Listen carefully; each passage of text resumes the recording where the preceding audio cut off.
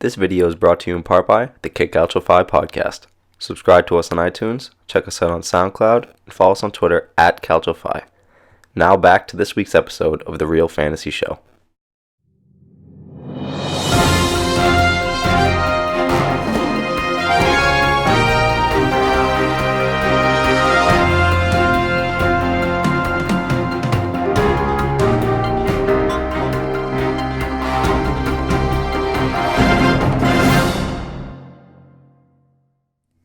What's going on? It's Not My League. We are now in week 2 of the NFL.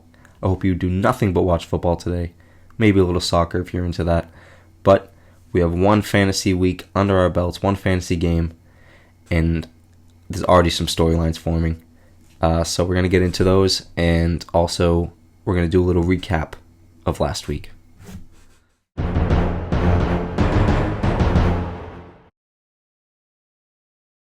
Alright, week 1 recap. We'll kick it off with me, the Shelby Brothers Limited versus Big Time Tommy Paul. This was an absolute travesty of a game from both sides. Paul's top score of the week was the Minnesota defense. I do not know whether he should be happy that his defense performed well or sad that that was his top score. My team on paper looks a little well right there, but other than that, everyone was hurt and underperforming completely, hence the 77.8 end score. Paul gets in the win column, and I am dead last. Next, we move to Slice, the fantasy guru, versus Mark, straight cash money homie.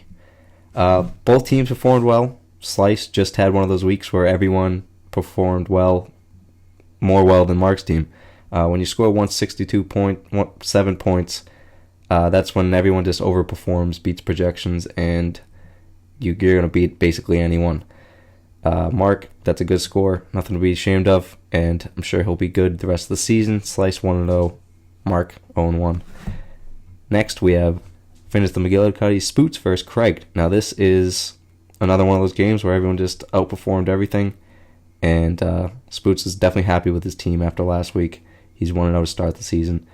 Craig, this is a very similar storyline to last year, where he's scoring a ton of points, but he does not get the win this week. I hope he does not get a win this week either. That is versus me. We'll get into that later. Next, we have Beef Carry On My Wayward Son versus No Gronk for G. This was a close one, as you can see, 137 to 134. Beef just had Eckler just won the game for him. Other than that, his team also performed pretty well. 137 is a great score. 134 is also a great score for G.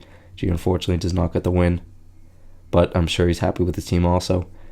Last, we have Steve versus Joe. This was unfortunate for Steve to be facing Joe this week. Joe is definitely a heavy favorite, definitely projected to win the whole season after one game. Not an overreaction. But Steve only 105. He's one of the bottom 3 scorers of the week, and obviously was not going to get the win this week. So as we stand, the standings are after 1 week: Joe, Spoots, Slice, Beef, Paul all with a win in that order. And then Craig on top of the losers bracket, then G, Mark, Steve, then me.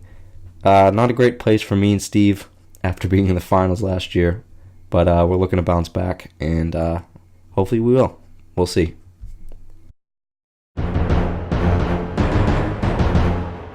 How you doing, fancy football? It's Big Time Tommy, and here's my thought of the day. Never leave a combined 83.2 fantasy football points on your bench, especially when you're the newbie. I don't know what it is. This guy, Mark, comes into the league. Everyone gives him a freebie. Everyone just kind of accepts him as is. Back in my day, when we had a newbie come into the league, they used to not be able to speak unless they get their first win. I don't know. Has the league gone soft? You make your conclusions. Next, second thought, a bonus thought of the day. Never doubt Armpit Nick. Armpit Nick was unanimously regarded as the worst fantasy football team at the draft. But Armpit Nick prevailed week 1 and showed the league, never doubt a kid from Jersey. Week 1 takeaways: Mark, you suck. You shouldn't be able to speak in the group fantasy football chat, but for some reason, we've gone soft. 2, never doubt Armpit Nick. Take it easy.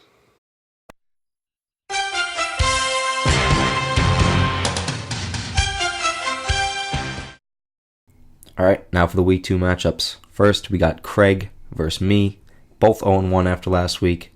We have faced each other countless times before, including the 2015 finals, and we're going to face each other another 2 times this year. This one has Craig edging me out a little bit based on projections. However, I think I win this week. I think my team takes a big step up. I think last week was hopefully just a fluke, and all the injuries go away, and my team gets back to normal, beats out Craig, who starts slow this year, again. Next, we have Spoots versus Slice, the Jets fan versus the Pats fan. Slice's team is hot after last week, second highest scoring in the league after last week, and I think he continues that run this week, goes 2-0. Spoots' team takes a little bit of a step back, and it goes 1-1, but nothing to be afraid of. Next, we have Mark versus Beef. 2 teams that Beef's first time facing Mark, as it will be for everyone this year, and not much of a rivalry here at all. Just 2 players going at it, see who wins. We got Mark at 0-1, Beef at 1-0, and I think Beef goes 2-0. I think his team actually takes a step higher this week and scores even more points. Mark's team will not outscore Beef this week, and Beef will win. That's how math works. Next, we have G versus Steve. Just another game here. 2 guys going at it, 2 friends. We got 0-1 versus 0-1, and G's projected to win, and I am also going to project G to win.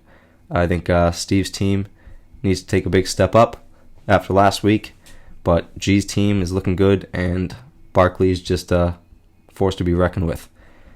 Last, we got Paul versus Joe, a battle of the brothers. Could be a rivalry, not much of a rivalry, but Paul's got a rivalry with everyone, so we'll call it a rivalry. This one has Joe winning, and Joe's going to win. Simple as that. Joe's team is unbelievable, and I think we'll stay unbelievable this week, despite a McCaffrey blunder on Thursday night.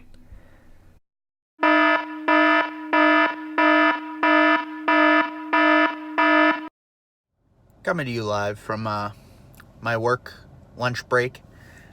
This week we got a new segment. I'm going to be covering the marquee matchup and trends and downward trends of teams. So we're going to start off with the marquee matchup this week. Going to have to go Slice Spoots. Big matchup, both 1-0, both put up big points last week. Going to be a good matchup. Personally, I think Slice is going to edge out Spoots a little bit this week with no Tyreek Hill.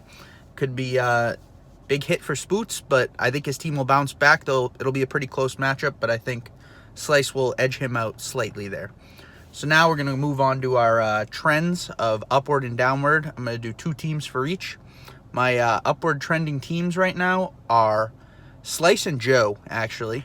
Slice getting Tyrell Williams as the number 1 in Oakland now, after drafting him in like the 12th round or something. Good value, very good value. Joe's team is just stupid. His team's really good. Put up 172 last week. So I think those are probably 2 of the top teams in the league. There are some other people that I had that could be honorary members, could jump in next week, but we'll see. My downward trending teams, it's got to be Steve and Mick.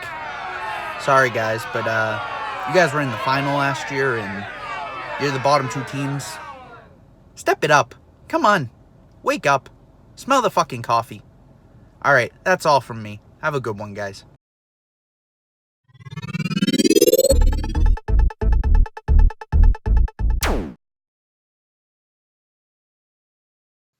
All right, welcome back to Real Fantasy Show Power Rankings. Another year of the best power rankings out there for the best league.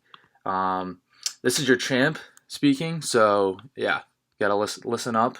So this is take 2 because the last one was way too long, and I realized that anyone watching this probably wouldn't even get to this point. So we're gonna try to make this one a little quicker. No in-depth analysis because you know what, people just frankly don't care. They just want to get the rankings, get in, get out. It's Sunday, watch the game. So we're gonna get into it. 1, Ric Flair's Nature Boys.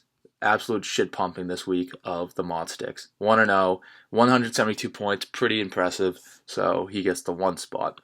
2, Fantasy Football FF Guru Slice with a convincing win over the rookie. take 1-0. It was a toss-up between the McGillicuddies and Slice as who would be the 2 and 3 spot. Both pretty good weeks. I just think the consistency from Slice was a little bit better. So for me, he got the 2 spot. Next, one of the better names in the league finished the McGillicuddies. And a lot of controversy surrounding Spoots leaving the draft early, but nonetheless, he proved the haters wrong. 167 in a solid week 1-0. And then we have the Corn Julios, Craig. Always a slow start for this team. A tough loss, putting up 147. But hey, you still gotta grind out the W's. Your defense is awful, giving up 167. Can't be doing that. Then we have the Wayward Sons of Brian Bylock, 1-0, a gritty W against his rival G. One of the better matchups to see. He just sneaked it out. Alvin Kamara doing his thing, gets Beef the win at 1-0.